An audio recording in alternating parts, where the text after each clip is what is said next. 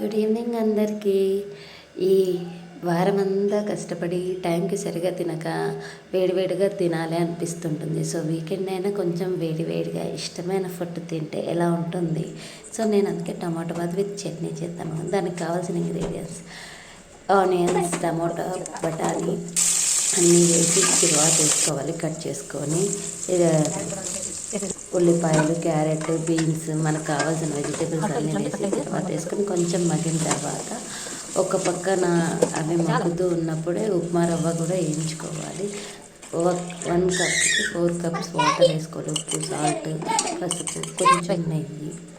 అవి ఎసురు ఉడికేలోపు మనం చట్నీ కోసం తయారు చేసుకున్నాం. మిక్సీ జార్ తీసుకుని కొబ్బరి, పచ్చిమిర్చి, అల్లం,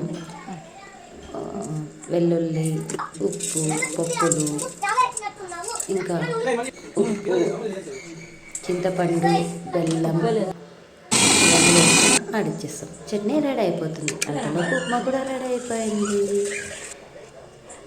ఇప్పుడు చట్నీకి పోపు పెట్టుకున్నాను. ఇంగువ, ఉద్దిబ్యాళ్ళు, ఆవాలు, జీలకర్ర వేసి వేడి వేడిగా ఉప్మా